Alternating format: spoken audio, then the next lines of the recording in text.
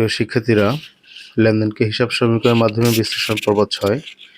আজকের আলোচনায় আমরা সম্পদ ক্রয় বিক্রয় ও উত্তোলন সংক্রান্ত লেনদেনকে দেখানোর চেষ্টা করব। তো এখানে সম্পদ অর্জনটি একটি খুব গুরুত্বপূর্ণ। সম্পদ অর্জনের সকল প্রকার ব্যয়, যেমন সম্পদ ক্রয়, পরিবহন খরচ, সংস্থাপন ব্যয়, উন্নয়ন ব্যয়, সংযোজন ব্যয়, শুল্ক প্রদান, ভ্যাট প্রদান ইত্যাদির জন্য সম্পদ হিসেবে ডেবিট হবে। তো এই সংশ্লিষ্ট খরচগুলো সম্পদকে যখন অর্জন করা হয় তখন এই ব্যয়গুলো সাধারণত সম্পদের সাথে হয়ে থাকে।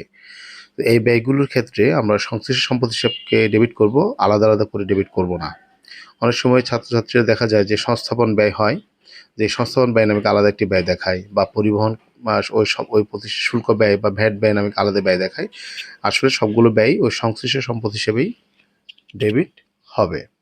তো এই ক্ষেত্রে সমীকরণে যদি আমরা দেখাই, তো আমাদের প্রথম হচ্ছে যদি সম্পদটা নগদে কিনি কিংবা কোনো বিলের মাধ্যমে কিনি, তাহলে সম্পদ আমাদের আপ অ্যারো আসবে। একটি সম্পদ আসলে আবার একটি সম্পদ চলে যাবে। মানে ওই সম্পদটা আমি নগদ টাকা কিনলাম, নগদ টাকা চলে গেল, সম্পদটা আসলো। আর যদি আমি ধারে কিনি, তাহলে আমার দায় বৃদ্ধি পেল। এখানে লক্ষণীয় বিষয় যে যদি একটি পাশ পরিবর্তন হয়, এই পাশকে আমরা বলি যে কাঠামোগত বা গুণগত পরিবর্তন। আর যদি ধারে ক্রয় করি, তখন দেখা যায় আমার সম্পদও আসলো কিংবা আবার ওদিকে আমাদের লাইবিলিটি বৃদ্ধি পেল। এটাকে বলা যায় আমাদের নেট পরিবর্তন বা পরিমাণগত পরিবর্তন। হিসাব বিজ্ঞানে এই বিষয়ে আমরা একটা ব্যাখ্যা দিয়েছি, তোমরা পূর্বের ভিডিওতে দেখে নিও।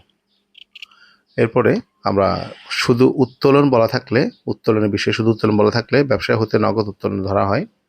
ব্যবসা হতে টাকা উত্তোলন করলে ব্যক্তিগত প্রয়োজনে ধরা হয়। ব্যক্তিগত যে কোনো উত্তোলন, যা টাকা, পণ্য বা অন্য কিছু হতে পারে। অনেক সময় নগদ টাকার পরিবর্তে পণ্য তুলতে পারে। আয়কর, জীবন বীমা প্রিমিয়াম এবং মালিকের ব্যক্তিগত খরচ, এগুলো উত্তোলন হিসেবে দেখাতে হবে। যেমন অনেক সময় লেখা থেকে আয়কর প্রদান করা হলো, তখন অনেকে এটাকে লিখে ফেলে যে আয়কর হিসেব ডেবিট এবং নগদান হিসেব ক্রেডিট। আসলে তা না হয়ে হবে উত্তোলন হিসেব ডেবিট। ঠিক আছে, আজ এ পর্যন্তই। ভিডিওটি দেখার আমন্ত্রণ রইল।